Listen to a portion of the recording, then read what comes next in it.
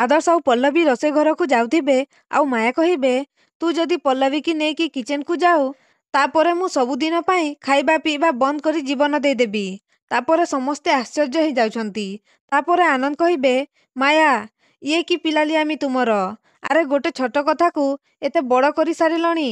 ତାପରେ ମାୟା କହିବେ, ଛୋଟ କଥାକୁ ମୁଁ ବଡ଼ କରୁନି ଆନନ୍ଦ, ଏ ଛୋଟ କଥାକୁ ବଡ଼ କରିଛି ତମ ପୁଅ ଆଦର୍ଶ। ତାପରେ ମମତା ଦିଦି କହୁଥିବେ ଆଉ ମାୟା ହାତ ଛେକିକି କହିବେ, ତମେ ମଝିରେ କଥା କହିବା କିଛି ଦରକାର ନାହିଁ ମମତା।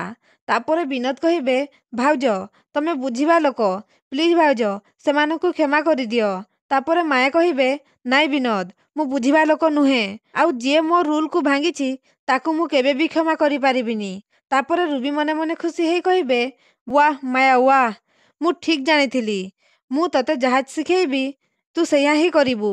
ତାପରେ ମାୟା କହିବେ, ଆଜି ତୁ ସତରେ ମୋ ପୁଅ କି ନାହିଁ ସେ କଥା ପ୍ରମାଣ କରିବାର ସମୟ ଆସିଯାଇଛି ଆଦର୍ଶ।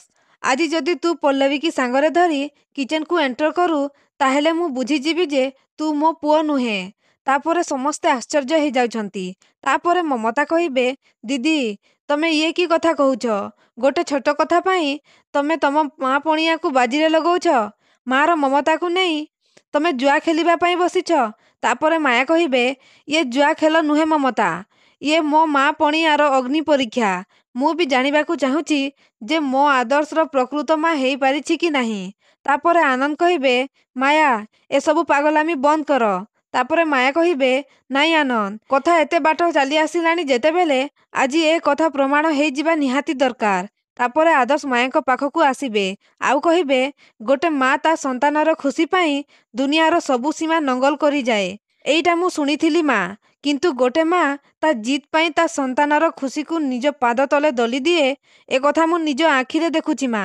ପୁଣି ଇମୋସନାଲ ହେଇକି କହିବେ, ତମେ ତମ ମାର ମମତାକୁ ବ୍ୟବହାର କରି ମୋତେ ଇମୋସନାଲି ବ୍ଲାକମେଲିଂ କରିବାକୁ ବାହାରିଛ। ଇମୋସନାଲି ବ୍ଲାକମେଲିଂ ସାରା ଦୁନିଆ ଜାଣିଛି ମା, ସାରା ଦୁନିଆ କି ମୁଁ ତମକୁ ଭଲ ପାଏନି, ବରଂ ଦେବୀ ଭଳି ପୂଜା କରେ ମା, ଦେବୀ ଭଳି ପୂଜା କରେ।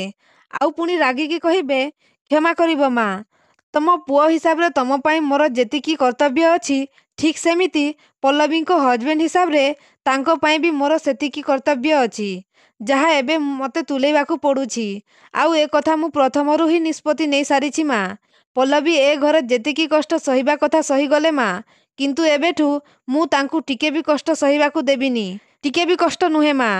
ପଲ୍ଲବୀ କିଚେନକୁ ଯିବେନି ତ ତମେ ଏଇଆ ଚାହୁଁଛ ନା ମା? ତାହେଲେ ଆଜି ପରଠୁ ମୁଁ ବି କିଚେନରେ ପାଦ ରଖିବିନି। ଆଉ ଯୋଉ ଦିନ ଏ ଘରେ ପଲ୍ଲବୀକୁ ଖାଇବା ମିଳିବନି ସେଦିନ ମୁଁ ବି ଉପାସ ରହିବି ମା। ତାପରେ ମାୟା ଆଶ୍ଚର୍ଯ୍ୟ ହେଇଯାଉଛନ୍ତି। ପୁଣି ଆଦର୍ଶ କହିବେ, ମୁଁ କହିଥିଲି ନା ମା, ଆଜି ପରଠୁ ପଲ୍ଲବୀଙ୍କ ସହିତ ଯାହା ହେବ ସେ କଥା ମୋ ସହିତ ବି ହେବ। ଆଉ ମୁଁ ବି ଦେଖିବି ମାର ମମତା ଆଉ ପୁଅର କର୍ତ୍ତବ୍ୟ ବୋଧବାଜିରେ କିଏ ଜିତୁଛି ଆଉ କିଏ ହାରୁଛି। ତାପରେ ମାୟା ଆଦର୍ଶର ପାଖରୁ ଏମିତି କଥା ଶୁଣି ପୁରାପୁରି ଆଶ୍ଚର୍ଯ୍ୟ ହେଇଯାଉଛନ୍ତି।